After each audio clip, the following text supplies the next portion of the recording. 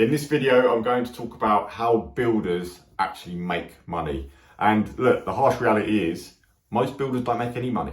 You know, it's the guy who's a small operation, maybe just them, maybe just 2 or 3 guys as well, subcontractors working along.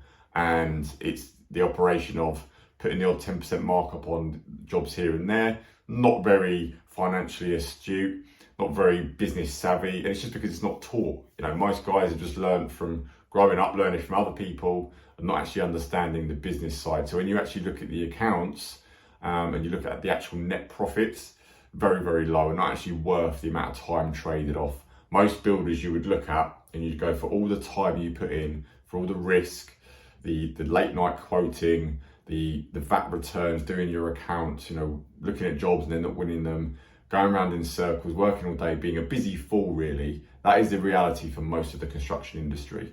And it's a stark reason that 16,000 companies every year, they liquidate, they go under, they cease trading because it's actually just easier and actually smarter for a lot of those people just to get a job, just be on site and get paid a day rate because, you know, you can start work at 8 and leave at 4. That's the harsh reality for most builders in the industry. It's a very uneducated industry.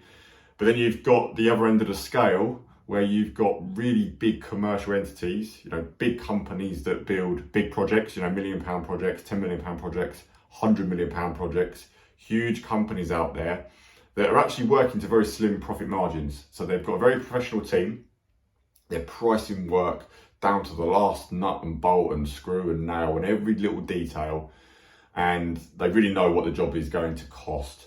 But then they're adding a slim margin on because it's very competitive. There's 2, 3, 4, 5 other people doing a competitive tender process where you've got to really get to the actual true cost to deliver the job.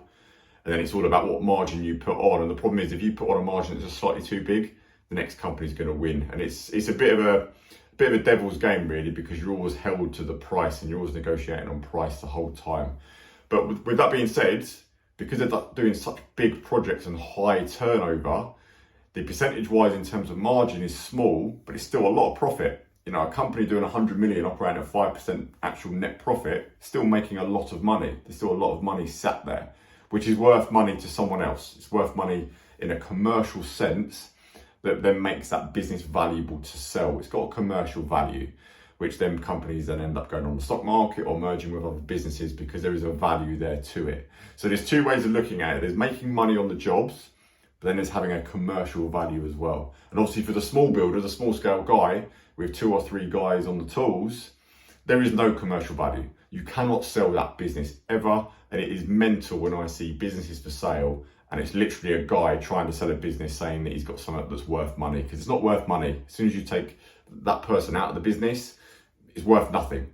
So there's a sweet spot in the middle, and the sweet spot I think and the smartest spot to be in is, like I say, the guy in the middle doing £1 million to £5 million a year, who is financially astute, has financial acumen and awareness and training and understands the numbers of the business to actually be doing that level of turnover, that 1 to 5 million turnover, adding on really good profit margins of like 20%, so really good, healthy, achievable as well, and just taking a small piece of the market in the grand scheme of things. You know, construction spends billions a year, but the guy who's really smart and savvy, doing that 1 to 5 million, 20% margin, you can build it into a nice small team, so you don't have the big operational drag as a big company.